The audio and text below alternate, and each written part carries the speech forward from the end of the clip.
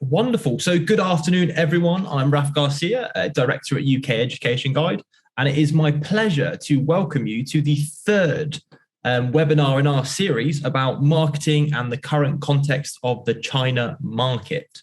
So previously we've covered common prosperity and education in China and how that sort of has a significant impact. And we've also delved into WeChat, the functionality, and some top tips. So in today's session, us and our partners, Westwin, are going to dive into a bit of a social media guide for marketing UK schools and universities in China for 2022. We're going to be covering some WeChat, Baidu, search engine marketing, and of course, a little bit of Douyin. So please enjoy the presentation.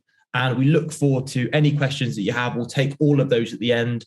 This session will be recorded and we'll be circulating recording after.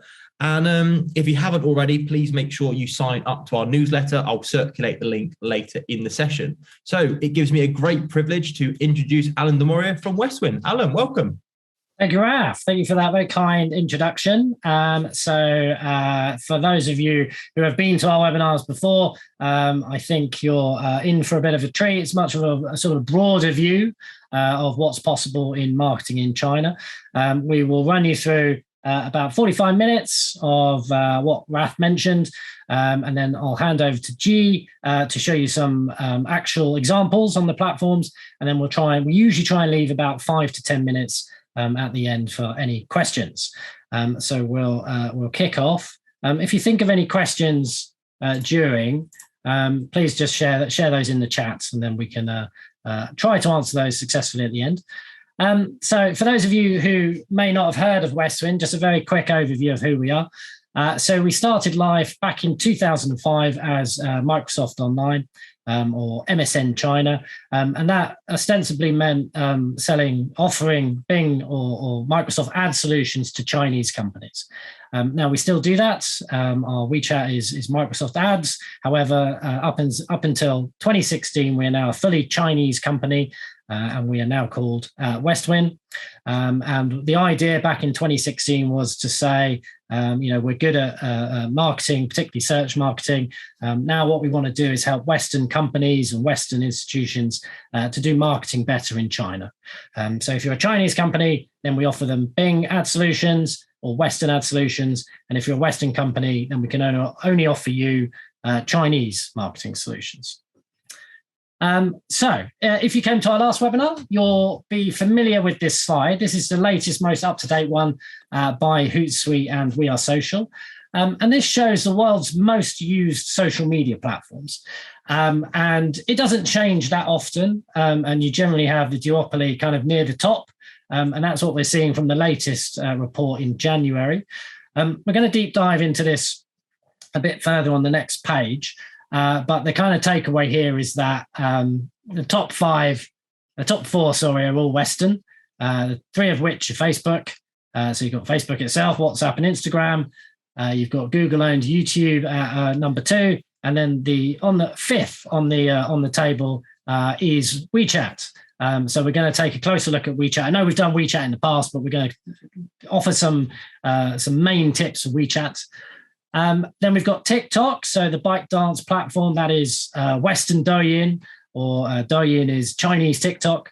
And then we've got another Facebook platform, followed by Douyin itself.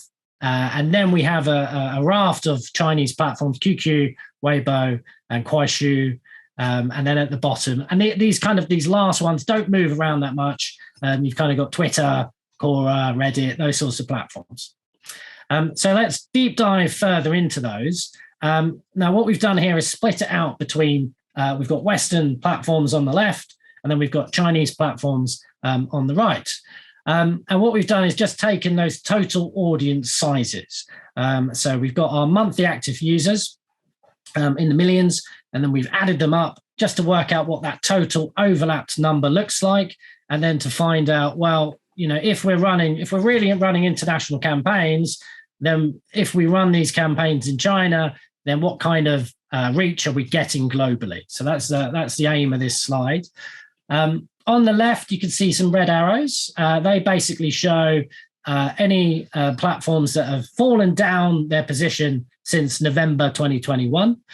So that was when it was last done. And you can see here that Facebook Messenger actually lost users in the last quarter and had a torrid valuation in the last quarter because of it, and is obviously pumping its strategy into the metaverse. No, that's not going to change. That will continue. But obviously the markets, from a valuation perspective, were a bit jittery and are questioning whether its user base is now stalled, which is unlikely. And Telegram, which kind of shifts around a bit. But the Messenger app is still pretty consistent, around 550 million. If we take those total numbers, we've got about 13.6 billion across those overlapped total for Western platforms. And that's up slightly on November 2021, whereas it was at 13.5. So a slight increase. Today, we're going to be talking about Chinese platforms, the biggest of which by far, by a country mile, is WeChat. So you've got a population in China of 1.4 billion, and you can see 1.26 of those are actively using WeChat on a monthly basis, which is by far and wide miles ahead of the competition. You've got Douyin in second place, so TikTok, followed by QQ, which is a messenger system similar to Facebook Messenger or WhatsApp. We've got Weibo, which is Chinese Twitter, although arguably, it does have more users than Twitter. So perhaps Twitter should be Chinese Weibo, who knows, or Western Weibo. And then followed by Kuaishou, which is another short video streaming app. And that's more of a platform that we run for e-commerce clients or social commerce clients. Our total overlapped audience for the Chinese platforms is 3.5, nearly 3.6, and that's up slightly on the November figure of 3.5 billion. Just to flag also here is that of three of these platforms, the biggest platforms social media-wise in China are all Tencent owned. So WeChat is Tencent's flagship social media. QQ is Tencent QQ, so again is fully Tencent owned, and Kuaishou is partly owned by Tencent. So they have a 20% stake in Kuaishou. Let's start with WeChat. So why exactly is WeChat so important? This is just grabbed from a Tencent deck. It's a little bit out of date, hence the monthly active users here are 1.15 billion. And they're up to 1.26 now. But the main takeaway here is that average usage time.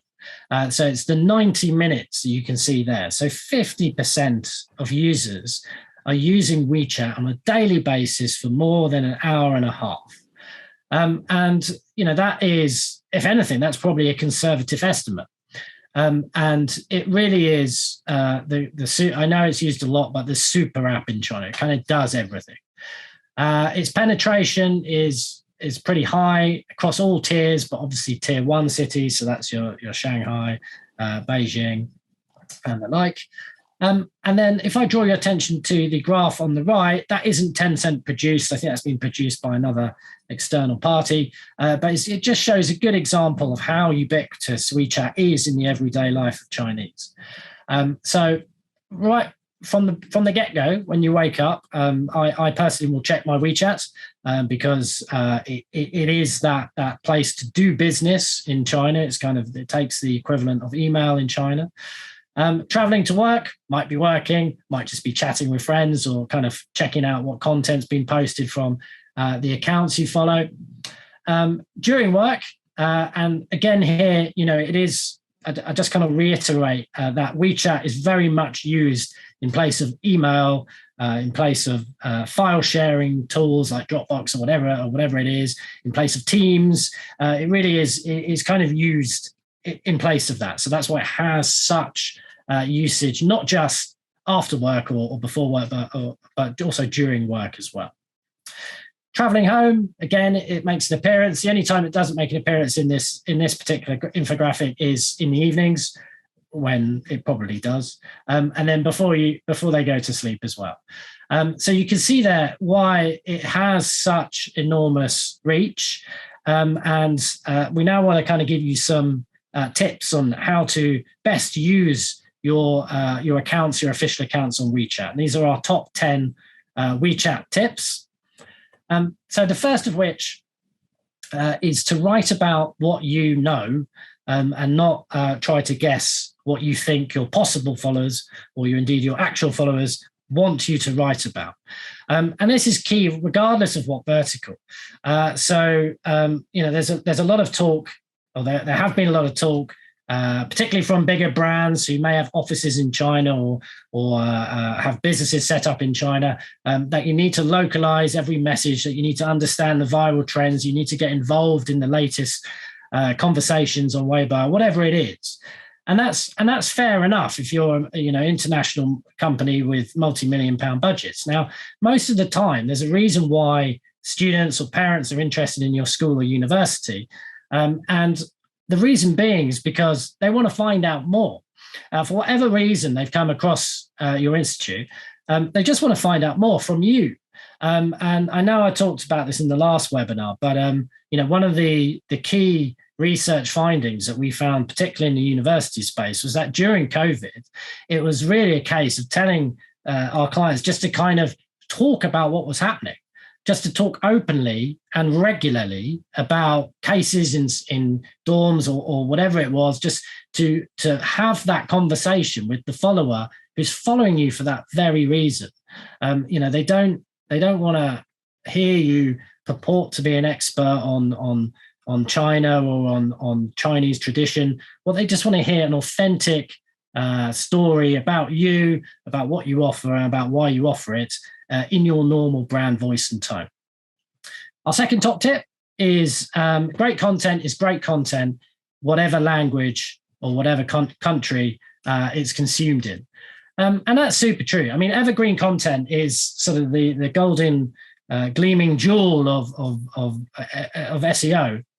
And, if you have great content, if you're investing time, if you have in-house writers producing content, taking time out of their everyday working day to sit down and craft brilliant content, then why not add it to WeChat? Why not push it out to another 1.4 billion people?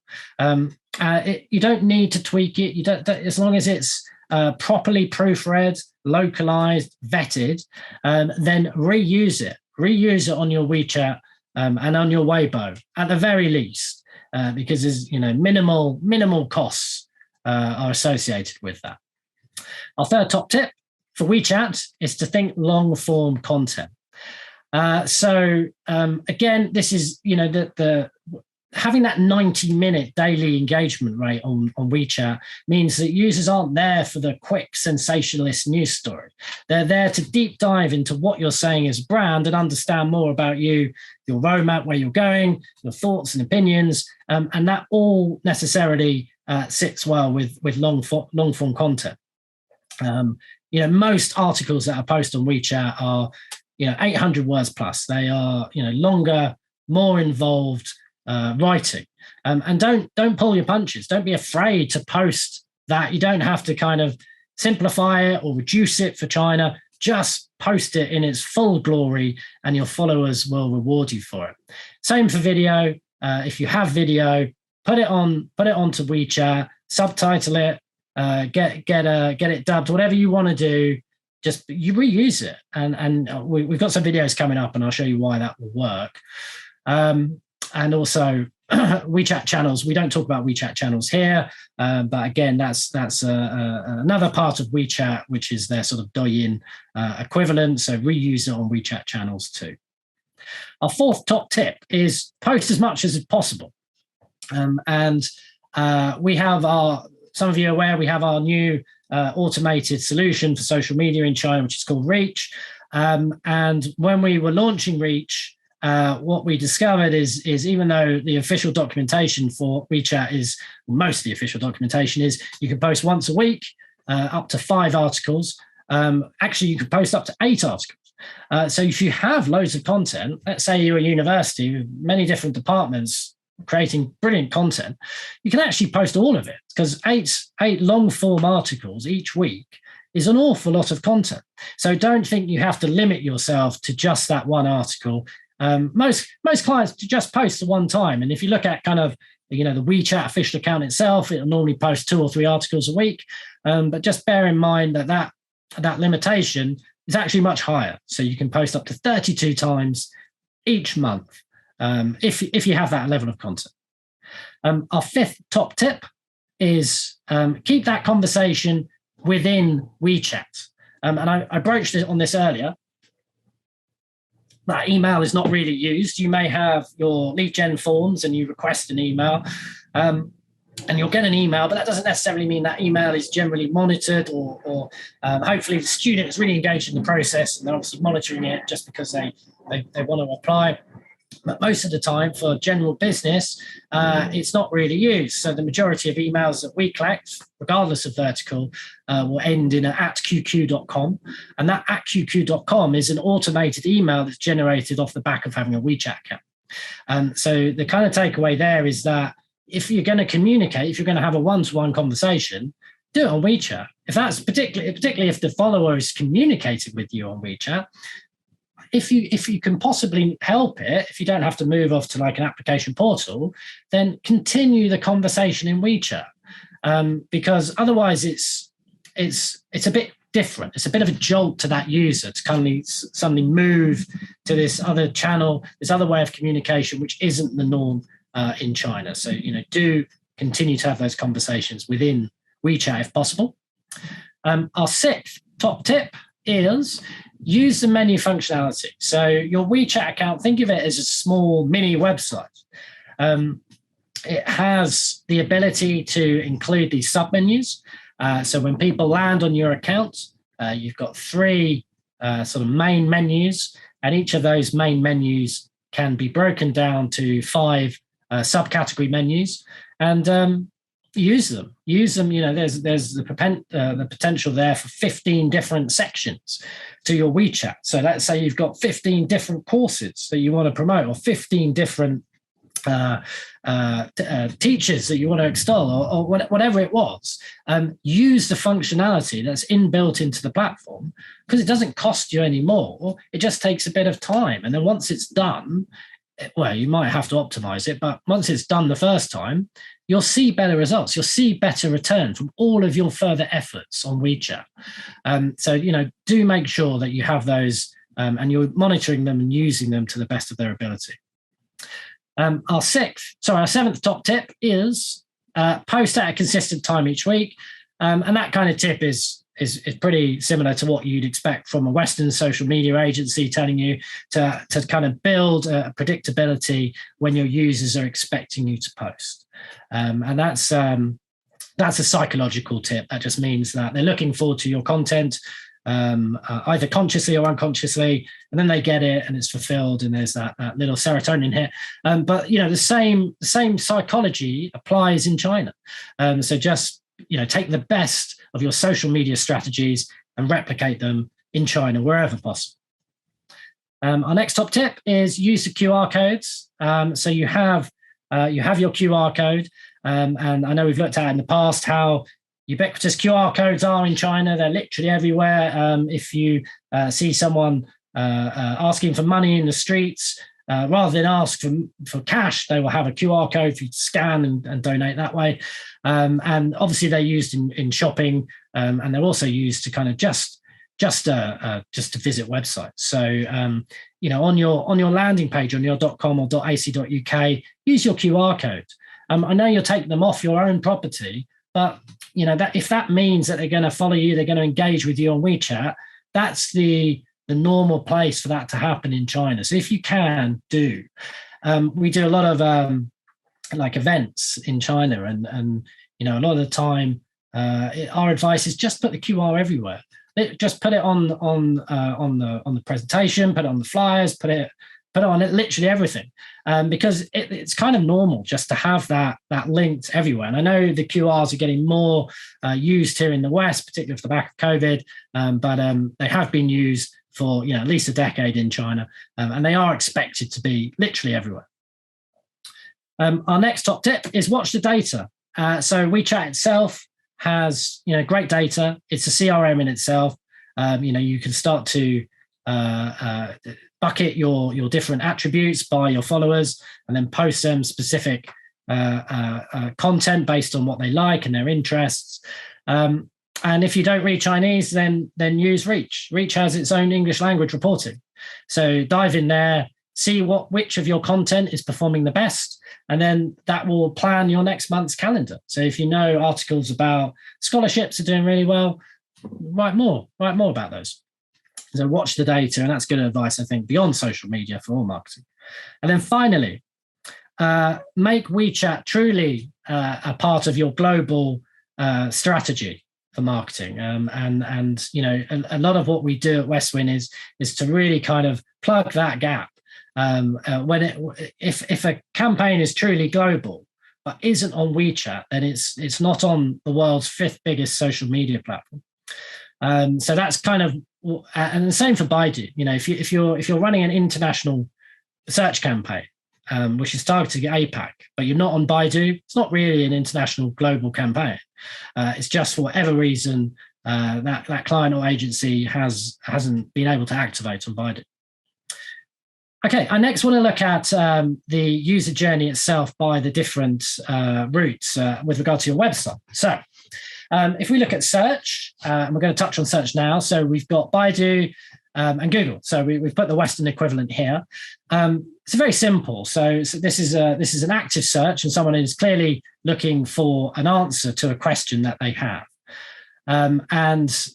Here, that search will link directly to your website. It's pretty simple. They type in their search intent, their inquiry, up pops your website link, or the creative linking to your website, and then they go through to your website.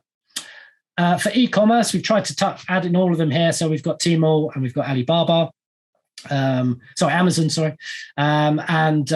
this is slightly different. So obviously a user will go on to the marketplaces looking for a product. They may read the reviews, and then they will remain in that product, in that marketplace, to actually buy the product. Interestingly, and I may have mentioned this previously, but the reason why Tmall rules the roost and JD itself is because they didn't let Baidu index their product information. So in the West, it's been Amazon slowly, but definitely comprehensively becoming the search engine start for product searches. But it took time to build that because Google had indexed all of the product information. In China, that didn't happen. That's why you have these powerhouses of Alibaba and Tencent, of Tmall, Taobao, and JD, really ruling the roost when it comes to product searches, to buying products. And then finally, we've got social media. So we've got WeChat, we've got Meta here. Now here, on social media, again, it's slightly different. So you will post an article, and then the idea is really that they follow your account or read another article or watch a video. Some of the time, you'll want the user to come to your website because you might want them to download a white paper or to sign up for your newsletter. So it will also link out to your .com or .ac.uk.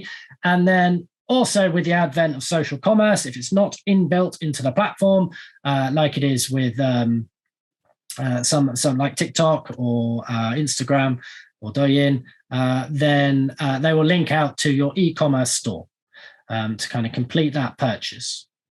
So let's break that down further. We've got 2 types of engagement routes, 2 types of intent. One is active and one is passive. We've got the active search here on the left. So that is for your search engine marketing. So we have, to break that down, we've got that type of search is actively searching for a product or service. There's a clear intent with a likely fixed outcome. So your student will want to answer a question about costs of the halls of residence or whatever it is, and they want to find out that actual information. If that question is answered accurately, or indeed something is purchased, that will lead to brand loyalty. That creates brand loyalty. And then that brand loyalty, the continuation of it, is based almost entirely on the success of that product or experience. Not opposingly, but antithetical. On the other side, on the right, we have a passive find. So this is when the user is engaging with social media. They're consuming content, and while consuming the content that they love and adore, they come across a product. So we would call that brand discovery. Now, that brand discovery normally leads to a social media follow, the ability or the inclination to learn more about that brand, their products and services. And then that passive find will then turn into that active search. So let's say they're following a university, and there's a pretty cool event that they had on, they want to get involved. That then turns into an active search about finding more about that event. And then that once they go to that event, they're engaged, perhaps they haven't applied, but they're then back in to that passive find. They're in the loop, in the circle, and hopefully at some point they apply or their offer converts, etc. So what does that look like in practice? We have the brand discovery point.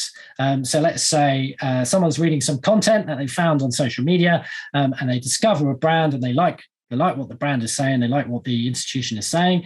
That in itself could lead to a purchase. So in this instance, that could be an application or a summer school, something like that.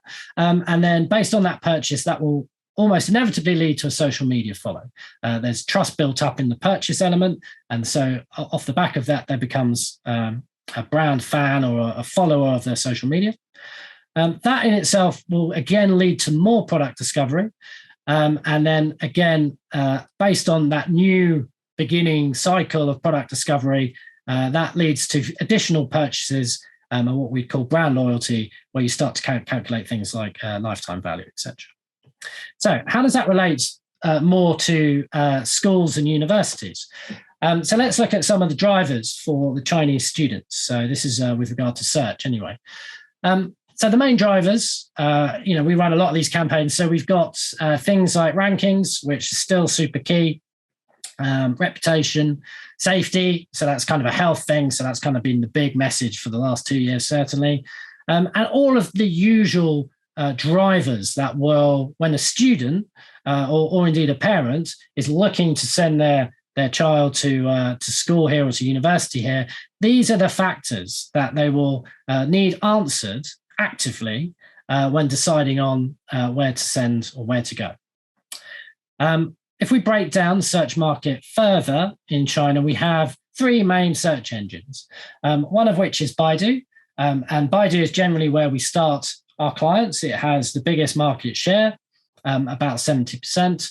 And then we have 2 other search engines which are equally valid. It really depends on the user and what they're used to using. So 360, which and I think we talked about previously, but it started life as sort of an antivirus and then became quite a successful search engine. And Sogou, which is becoming more important now, just because it powers search on WeChat as well. So we've got those 3 main search engines. But most of what we do, if you're new to search engine marketing in China, just dip your toe in, test with Baidu, and then scale accordingly. Everything that we do is built around that premise of seeing the results and then scaling off the back of it. So what does a search engine results page look like in China on Baidu? So these are some examples of what they might look like. We've got 4 types of queries. We have a brand query, info one, information one, a local one, and a sales one. Now, this slide is quite an old slide. I've used it in previous presentations, but it's kind of broken out in 3 ways. You've got red, which is advertising. That's your paid keywords, your PPC keywords at the top, same as Google. The blue shows the organic listings. So that's there's no money behind that. That's what Baidu thinks the user is most likely to answer, the intent behind the user's question. And then interestingly, we have the orange is Baidu properties.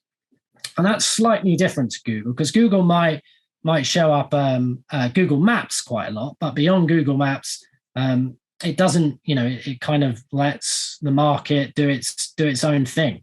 But Baidu is quite different, and it has a number of Baidu-owned properties, which are quite high up organically, which means that whenever you're doing an SEO push in China on Baidu, you kind of have to have a nod to those platforms. And what we say is that your main competitor in doing SEO in Baidu is going to be Baidu. We're going to give you some more tips on those now. So first tips on how to do SEO on Baidu. The first main tip is if you have pages on your website that are in simplified Chinese, make sure you've done the technical SEO on those pages. Why wouldn't you? It's really easy to do. It'd take a 5-minute job to do a page, less than that, a minute maybe. And it just means that you're indexed properly. You'll start to appear on those searches. So just make sure that if you're doing, maybe you have to do it in the code itself, and that's not too difficult. But if you're using like a builder, like I don't know, WordPress or something, then there must be a way to kind of make sure that all of the descriptions and headers are tagged properly, but in simplified Chinese. And once you've done that, proofread those translations. So just make sure that you're 100% confident, because you don't want to start ranking for things that aren't necessarily relevant. And we have had cases in the past when tragically that has happened. So just make sure everything is proofread, or ask us to do it, or speak to a partner, and make sure that when you go live, you're ranking for the things that you want to rank for. Next top tip is use Baidu Index. So if you use Google Index to track your keyword trends, Baidu Index is the same. You can go in there, and if there's sufficient keyword volume for that keyword, then you'll get a big old report on the fluctuations of volume, search volume. You get some data on demographics, and a few other useful elements that can use to either justify an activation plan or just as part of a bit of research. If you're getting lots of Chinese students anyway, it'd be great to understand a bit more about how you rank there. Now, if you don't rank, if you're not a major university and you don't have the traffic, there's another way of doing it. You can use Baidu platform itself. So the Feng Chao is basically Baidu keyword planner. Now, it works in the same way. You drop in your seed keywords, and out it pops with loads of recommendations on additional keywords that are going to drive search volume. You do need an account for that, but just get that Baidu account set up, and then you can use that to your heart's content and get great insight at no cost. And then finally, if you don't speak Chinese, or you just want to wait a little while, we will be launching a Baidu self-serve platform ourselves this summer, which means that if you don't speak Chinese, then you can just do it in English language. And we will be keeping you all up to date on the launch of that, and it is very much coming soon. Off-site SEO or content SEO, there's no real top tip here. The same tactics, the same strategies that you apply to your Western SEO apply again to your Chinese SEO. So as long as you're following some of the best practice SEO tips, so you're writing with expertise, you're writing with authority and trust, and then the way of building links, you could use any of these different tactics, and then just be mindful of when you're doing this, you have to be conscious to do it on Baidu platforms if you want to rank on Baidu. So here's some top tips for Baidu. So I think we saw these earlier, and let's look at the first one. So your Baidu Baike. And this is basically Wikipedia in China. If you don't have a biker page, do please get one. If you need any help, just let us know. Happy to help. Doesn't cost anything, and it just means that your school will have its own page on Biker, and then that means that page will also link out to your .com, and that means you start to rank higher for your .com. It's a win-win, and it doesn't take too long. So do set up your Biker page. On Baidu forums, the main ones to get involved with, or at least have a look into, are Teiba and Jidao. And what I'd recommend here is really kind of have a look to see what conversations are about your school already on those platforms, and then decide if you want to engage, if you want to get involved yourself. We were setting up a WeChat account recently, and they hadn't done it before, and there was lots of kind of copycat WeChat accounts already there, and we said, look, they're not doing any harm. They're kind of helping out your customers in China when you weren't there. And it turns out, so we didn't. One of them we did ask to politely remove themselves because they were a little bit close to the bone, but the others, they're all fine. So do bear in mind that if you're not already on these platforms, you are likely being talked about as your brand. So see what's being talked about and then decide if you want to get involved in that conversation yourself, as the actual school or university. And then finally, Wenku is a bit like SlideShare. So if you're producing collateral in Chinese, consider also sharing it like you would SlideShare here for an organic boost. We want to look at the user experience from a website perspective. So we have a website here. This is a university. I'm not going to say who it is, but this is a website that has been rewritten in Chinese. And the idea behind it was to kind of get more applications. Now, you can see here the data is just pulled off for a week. The idea was to kind of get users to fill in this form on the right. Now, straight away, you can see that form on the right is in English. And that is these sort of little niggles that create what we call a jolt and really kind of destroys any, doesn't matter how good your plan is, if the conversion element, the goal completion is not translated perfectly. So what we've seen here is if you look at the highlighted Google Analytics stats, you've got the time on the page, on the contact page, it's just 5 seconds with 100% bounce. And the reason being is, you don't have to be a rocket scientist to tell that, well, actually, if the lead form itself is in English, that's a problem. Because every other element we've done towards that has been in Chinese, it's been localized, and then right at the final hurdle, it falls down. So it's little tweaks like this that need to be fully localized, fully translated, and a lot of campaign success. That's the pivotal point. If it isn't already being looked at, do have a look at it. Just double check and check your analytics to see if it's performing as you'd expect. Okay, let's move to TikTok. So we've got two platforms by ByteDance. We've got TikTok and Douyin. TikTok has 1 billion monthly active users. It's the darling of Western media at the moment. It's pretty much what everybody talks about in marketing circles, it's great. It's a great platform. But Douyin has been around longer. It's the original platform, and it has 600 million monthly active users. So 2 in every Chinese are on Douyin. And our advice here is very simple: is that if you're creating great videos for TikTok, reuse them on Douyin. Please, reuse them on Douyin. You'll need help setting up your accounts, of which we can do it, or there are other partners. But why wouldn't you? And I'm going to show you some videos later on how easy it is to translate and localize that content. How does Douyin work, or TikTok work? And I think we've probably gone through this, but the algorithm is very different to how it is on traditional social media. So you post your video, it's put into test brackets, and the algorithm basically says, we think that this type of user is going to enjoy our content.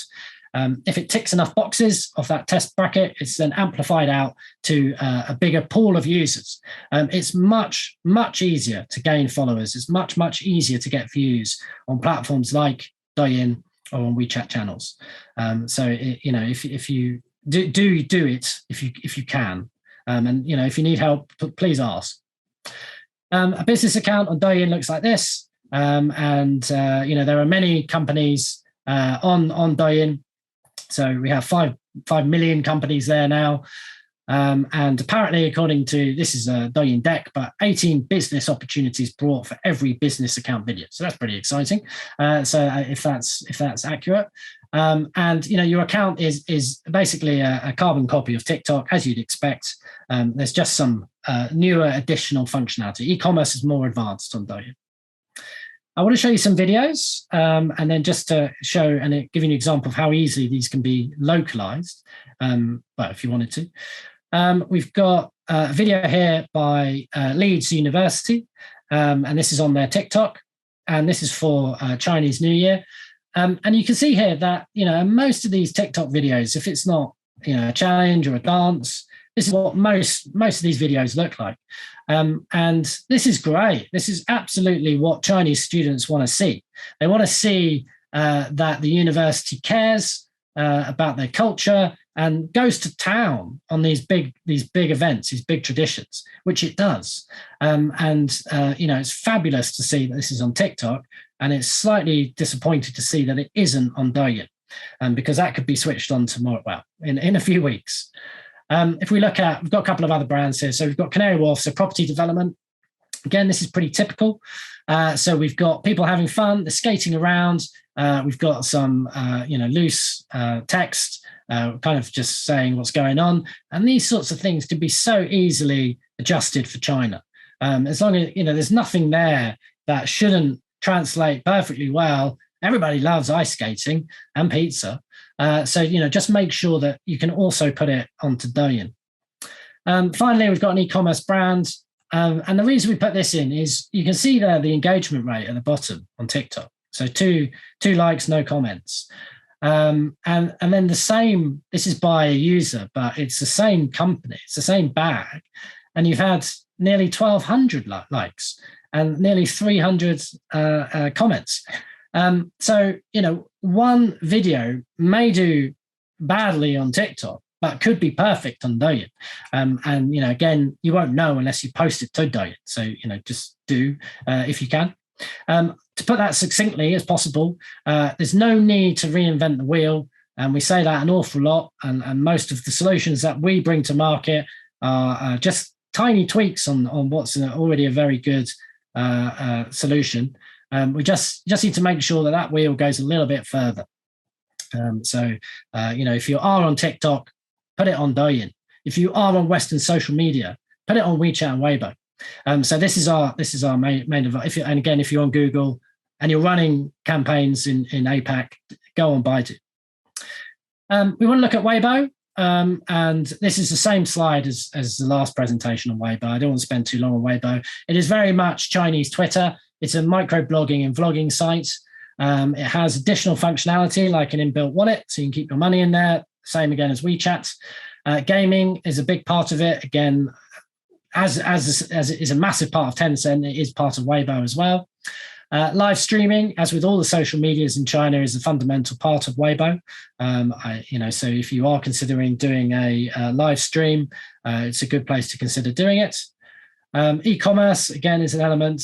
The other interesting aspect here is it's 30% owned by Alibaba, which is the main competitor to Tencent, particularly in the e-commerce space. And then finally, it's Chinese Twitter. So WeChat, it's very hard to grow your followers organically. When you post, you're only posting to your followers. It's that closed ecosystem. Weibo is the reverse of that. It's an open platform. You can gain traction just by a good hashtag strategy. If you've got great content, it's much easier to get it seen on Weibo. Often when we're launching clients, it's done on both of those platforms to begin with. And Reach does both of those, just so you know. We said we'd answer, why do you want to host your website in China? We just want to bust some myths really on this one. So the first thing that you might think is that your website, if it's hosted in China, it can't be blocked. So it can't be blocked by the Great Firewall.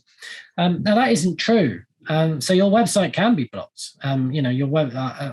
I know of universities that have been blocked for writing content that shouldn't have been there. So just because you're hosted in China, it doesn't mean that you can't be blocked. It's not a fix-all solution. If you're hosted in China, it means increases better accessibility, faster load speeds, but it doesn't mean you can't be blocked, because you can. So don't think you've got carte blanche to write whatever you want, because you haven't. And your website could still be blocked. The next thing, which it does address, is load speeds. And if you are considering hosting your website in China, you should expect load speeds below 1 second, even faster. Now we say as a prerequisite to a campaign that load speeds need to be 5 seconds, and actually most schools and university load around 3 seconds. So that's entirely up to you. That decrease in landing page load speed will see an increase in conversion, but it's a kind of a cost to calculation. So if your load speed is creating further stickiness, which increases your conversion rates by a certain percentage, then you need to work out whether that initial outlay is worth it fiscally, and that's a calculation that can be done. Expert advice. So perhaps you've been told that you need to have your website hosted in China. Not really. I mean, when we build websites, and we do build websites, it's normally for companies that are setting up an office in China. So you are expected to have that website domained in China in that instance. But most of the time, it's normally to address kind of speed and accessibility. And there's plenty of solutions. You don't need to necessarily be domained in China for that. So the quick solutions, if you have a business license, why not host it, but have it hosted in China? Because you can get your ICP, you can host your website, that's fine. If not, host it in Hong Kong. It doesn't cost any less or any more, it's the same. Or there's other solutions as well. So I know this term kind of bands around, and I've heard it at a lot of conferences, but content delivery networks, there are plenty out there. The cloud solution space has been around for a decade now. There are very cheap solutions to gaining speed for your website. The one that we normally recommend is an Alibaba solution, ECS solution, and it normally costs about $5 a month. And so, what you need to do is take that price point and say, well, is it worth, spending all these thousands of pounds on a new website? Where if we're just trying to address speed and accessibility, we could use a cloud server and do that for $5. So that, these are questions that you need to answer yourself. And I think all these answers come out of doing a proper audit and also finding out the reasons why to have a site hosted there. So in summary, before I hand over to G, WeChat, so we'll look at all the platforms here. WeChat, you're expected to be on it, and we can't say that strong enough. If you have students, if you have parents, if you have customers in China and you're not on WeChat, it's such an easy fix now. It is no longer the challenge or the problems of getting up on getting the account set up or posting regular content, because there are self-serve solutions or there are managed solutions which are hugely cost efficient now. So there shouldn't be any barrier there, any problems. It is the main method of communication in China, and please don't chase followers, because just be yourself and you will be rewarded for being that. For Weibo, it's your Twitter equivalent. Do get involved in the conversation as much or as little as you want. And much like Twitter, there's good sentiment and bad sentiment, and you have to decide as a brand how involved in those conversations you want to be. But if you're not on the platform, then you can't even ask yourself that question. It's short form content, although you can post long form, but again, it's kind of that quick read, and use hashtags to ride on trending topics as you desire. For Douyin, and this one is pretty simple. If you're on TikTok and you want to be, also want to see that message seen by 2 out of 3 Chinese, go on Douyin as well. There are. It's much easier to do now. You will have to speak to a partner like us or similar to do it. But the cost to do that is pretty entry level, and the results you'll see. Why wouldn't you do it? So again, it's that kind of quick calculation that you do. Post videos that reflect your brands, absolutely, and don't compete with creators. Just be yourself. Like we saw the video from the university. That's what students want to see. If they're going there and they've never visited the university, they want to see where people eat. They want to see the dorms. They want to see, all of these facets, all these factors regularly from you. And just that final piece of advice is to be authentic. Just be yourself, and you will reap rewards from that. Finally, Baidu. And we do an awful lot of Baidu. Address that query and guide the search. So own your branded terms. If you have particular courses or particular USPs, it's very easy to find out how much intent, how much search volume there is, and the cost equivalent with Google is cheaper than Google. It's cheaper than Bing. So you should see, or you will see, a cheaper cost per conversion accordingly. Do the SEO basics, and I think we've given you some tips on what to do there. Find a suitable partner for search engine marketing and link building. Absolutely. Or wait a few months and we'll have our Reach self-serve for Baidu launching this summer, and we'll continue to kind of share the details of that as we have them. So that's all from me. What I'll do is hand over to G now, who's going to show us a little bit more of the platforms in a sort of minutiae way. Over to you, G. Hi, everyone. Thanks, Alan. I think Alan have already gave very, very in-depth information about all the platforms and the Chinese social media. So for now, I will give you some real examples that how we Chinese people using the digital medias. Some people here just thinking that Baidu is just simply the equivalent of Google. WeChat is equivalent of Facebook and WhatsApp. Generally speaking, for me, I can not agree because from my understanding, Baidu, either Baidu or WeChat is all based on our culture and our tradition. For example, we start from Baidu here. As you know, we Chinese people never use email. Not never. Sorry, very rare use email. Most of us, and also we don't have letters. People in the UK always have a post box, receive letters every day, but we rarely don't use the letters for many years. So Baidu is the information that where we got information. So we can see from the screenshots, the left-hand side, we have a search bar that is similar like Google is a search bar. Also, we have some feeds and hot topics that recommend us, okay, this is what is happening today. You have to read this, read that, just like newspapers roll. The picture in the middle that, for example, I searched study in the UK, 英国留学, that is what stand out from my search result. On top, in the red box, you can see some recruiting agencies stand out from my search result, like how to apply universities in the UK, how much fees you have to pay. Also, on the right-hand side, in the right circle, some universities stand out from Baidu's recommendation that based on the content, strategy, and the people are talking about the university. For example, University of Edinburgh, York, also London City University, they stand out and recommend to me to have a look at that website. On the right-hand side, it is a little different from Google because we just it's the same like WeChat or Weibo across all the digital medias. We never see the top, the best, the first. We are the best university. We're the top university, number one. We'll never see that because it's just simply against the law. That is what we'll pay some attention when we are creating the creative copies. That is Baidu. Next, this page is WeChat.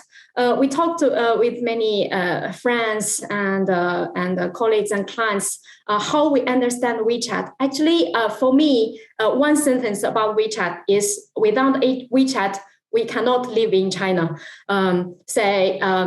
The fundamental of WeChat rooted in the Chinese-style relationships, friends, family, colleagues, clients, all about that. The first picture I'm showing is the contact versus friends. So I just add someone into my contact, but I would like to hide my moments. So I don't want him or her because I don't see him or her like friend. So this is a Chinese style. The second picture in the middle is showing off. There is a similar function in WhatsApp that is like status, but it's not quite frequent like Chinese people using WeChat moments. We show off everything, go to a fancy restaurant, we have a wedding, we spend a lot of money, we just want to show to everyone that is showing off. The third picture in the middle is red pocket money. Chinese New Year just passed because it's very traditional thing that we send money to everyone. Before, it's a real red envelope that we send money in cash. But now we just move all the things on WeChat. The right-hand side picture is a screenshot, the functions of WeChat, what we can do, like the payment, the transfer, top up, call a taxi, pay the bills, buy a movie tickets, all involved in our daily life. So back to one sentence, without WeChat, we cannot live in China at all. That is WeChat. This function, you might find it very useful for schools and universities. I take an example for Cardiff Sixth Form official account. Taking this example because I follow this school because I'm very interested. Cardiff Sixth Form on WeChat, I can get very useful information about Cardiff Sixth Form. I can contact the school on WeChat as well.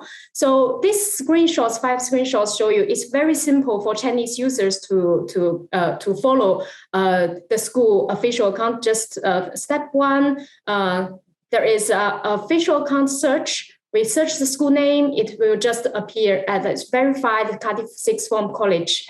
So I just follow and then click the menu. I can get rich information, for example, school information, courses, how to apply. Even I can register online. I want to apply to your school. So the last picture showing you the online registration form. Next page, I will jump the Weibo here because I say Weibo is just the equivalent of Twitter. So I will not talk about Weibo for today. The last page I will share with you, it is about my Douyin account. This is my Douyin account, what I consume video messages on Douyin. Just as Alan mentioned, there are some algorithms that the Douyin and TikTok show me what I am interested in. For example, they show me the feeds based on my interest. I am interested in UK, what is happening in the UK, what is happening on UK education, and also United States, the educational system contents that is based on the interests. The right-hand side is my personal accounts. I also share some videos of the school. These videos that is we filmed last year at ACS Cobham. So I just posted on my personal accounts. The last picture is me. I am showing my friends on my Douyin account. Look, I come to the ACS Cobham's library. It's amazing. This is pretty much what I can share with you today from a Chinese user's point of view. Hopefully this give you some real thoughts about what Chinese people are using the medias in China. Thank you. Thanks, Xi. Thanks, Alan. Thank you so much for your insight. I mean, what I particularly enjoy about these presentations, we talk on a strategic level, but then we also dive in with Xi's insights, and I just find they complement each other really well. And I know for me, it kind of makes it really brings it to life. So thank you so much for your insights. For me personally, the bit that really jumped out today was the insights around SEO and how you can kind of the slight nuances. And what interesting thing, it was great to see that at the top of Baidu rankings was ukeducations.cn. I spotted that well. So was it? I didn't see that. It's good practicing what we preach. So that's always wonderful. So a couple of things before we get into the question. I'm going to be incredibly cheeky, and I'm going to pop in a link to sign up to our newsletter so you can get the recording for this is going to be sent out anyway. This will keep you up to date with all the latest UK education guide information. And then in a moment, I'm going to put some contact information for all of us just in case you need to reach out. But let's dive straight into the questions. So the first one, Alan, we've got in at the moment is, could we talk very briefly a little bit more about Toutao and how that fits into the almost the marketing mix of China? So Toutao is kind of what ByteDance started with. So it's a news aggregator. Again, it's very clever. It has some of the algorithmic intelligence, but then later went on to inform why TikTok is so good. From a university or schools perspective, it's not something that we'd normally plan in.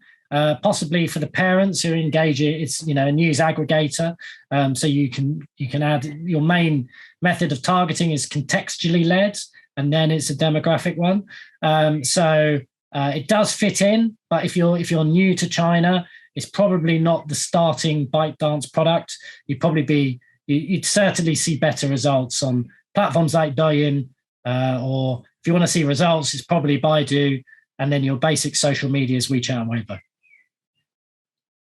Perfect. Thank you for that response. Super pumped about this next question because it really dives into some nuance and some detail. So you mentioned being able to post up to 8 WeChat articles at once on the service accounts. And what this individual says is that when they post kind of more simultaneously, the main article gets the most views and then it kind of becomes less and less and less. Would you be able to talk a little bit around, is there kind of any data or average drop-off numbers in terms of kind of average articles posted? And is there kind of a recommended market standard or best practice? Well, I mean, if you've got content, it always makes sense to post it. So really, but most clients don't have 8 articles to post every week. And sadly, our advice is what it normally is, which is watch the data. So if you're new to WeChat, you'll have an idea, you'll have an inkling what's going to be your main lead article. What should you lead with? And then so follow your gut. If that's the one you want to promote the hardest, follow your gut, but then watch the results. And then it becomes about properly tagging those articles. So do you understand, not just the context of each of those articles, but the aim? What was the marketing aim behind that article? And then you start to create a matrix of those 2 points. And then you can start, then historically, once you collect all that data, if you have a particular type of content or a particular type of objective, then you know what type of article to write going forward. There isn't really a mean average of articles. I kind of mentioned, WeChat itself generally posts 3 to 5 articles, and that's WeChat itself. So the WeChat official international one.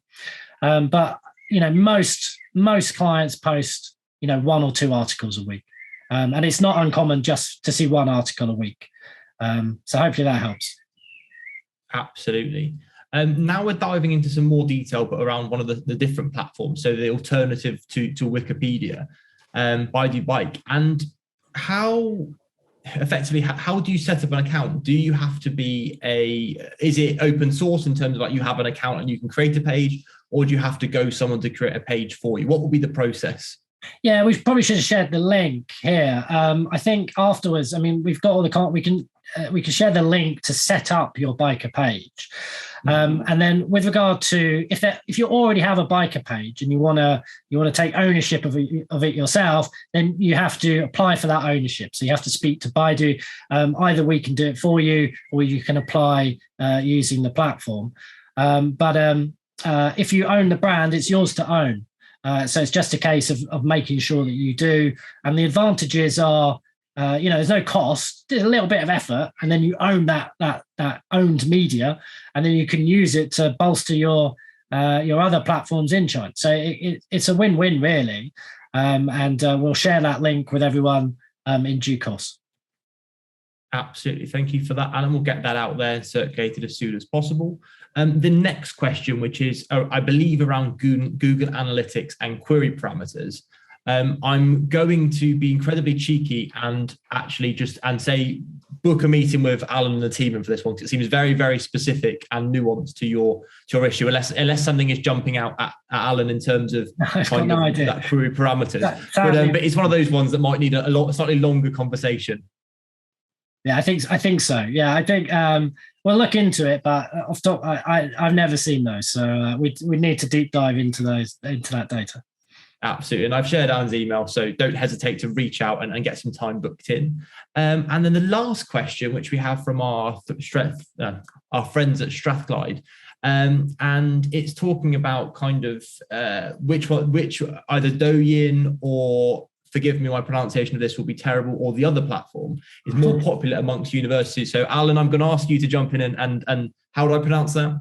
Xiaohongshu. Although Perfect. G Wonderful. correct me again. Weirdly, we're doing something on this at the moment, and earlier today we were having a conversation about this, and you know, I think let's call it Little Red Book. So Little Red Book. Let's remember what Little Red Book is. What did it? It started life only 8 years ago as a travel retail app.